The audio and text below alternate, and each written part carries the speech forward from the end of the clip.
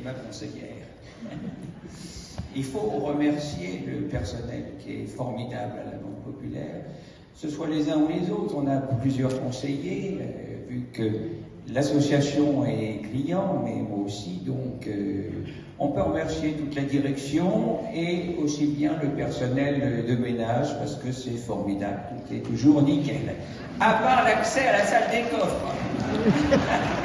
On ne veut pas qu'on mette nos diamants, alors du coup on a d'autres boucles d'oreilles, heureusement.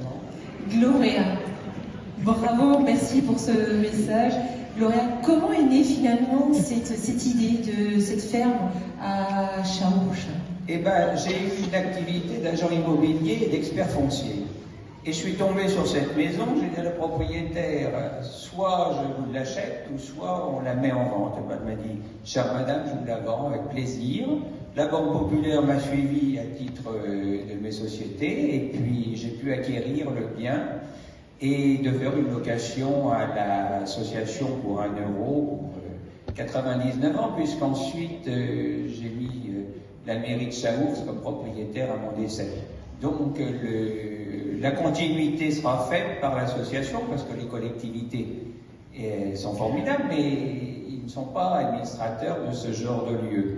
Alors c'était un découlement en tant que vice-présidente des Gîtes de France Aube, d'avoir ce lieu. Je me suis dit, bah forcément, ça s'y prête. Le slow tourisme, on en parle en permanence. On a le département de l'Aube qui nous reçoit aujourd'hui, qui m'a beaucoup soutenu, Christelle Tagarda, pour la cité, qui est la directrice de l'ACA, défend le slow tourisme. Donc ça tombait très bien dans le département. Et puis l'handicap, bah, comme vous avez vu, je trottine à 3 pattes, donc voilà.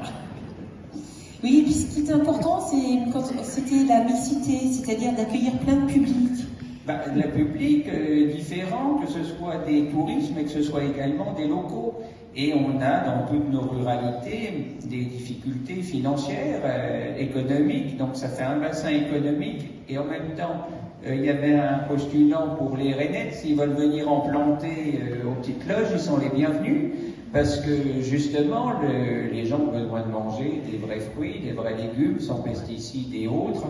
Et là, c'est le lieu idéal, sur 4 hectares, c'est bien situé. Et surtout, il va y avoir des framboisiers. Ah oui, les champs sont faits, ça y est. Il ne reste plus qu'à les planter. Alors ceux qui ont de la force d'être à 4 pattes pour planter des framboisiers, vous pouvez venir. On cherche toujours des bénévoles. Pourquoi c'était important ces framboisiers? Parce que c'est la bonne hauteur. En déambulateur, j'ai vu une dame tout à l'heure en déambulateur, c'est l'hauteur idéale où vous pouvez être assise, cueillir des framboises. Qui n'aime pas les framboises, bon, les dents, c'est pas évident, mais on en fera de la confiture. Quand on est venu filmer, il y a les travaux démarrés, c'était la bonne nouvelle. On en est où aujourd'hui? Eh ben, ça continue, là, on n'arrête pas. Là, les trous sont faits pour les arbres. Tous les week-ends, les bénévoles et les entreprises travaillent. C'est un gros boulot, c'est sûr. On a vu dans le film Coco. Oui, Choco. Choco, comment elle va? Eh bien, Choco va bien. Il est avec ses 2 chèvres, donc tout va bien. C'est justement, c'est les premiers animaux qui vont rejoindre cette ferme pédagogique. Oui, c'est une basse-cour.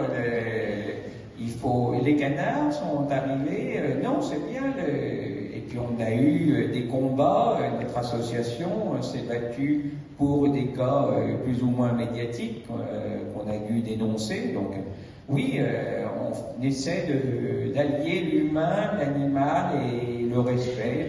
C'est les valeurs des Gîtes de France, donc c'était logique que tout se cumule, que ce soit le logement, le tourisme et puis le bassin économique pour Chaours. Bravo, on va vous remettre ce trophée environnement ainsi qu'un chèque de 5 000 €.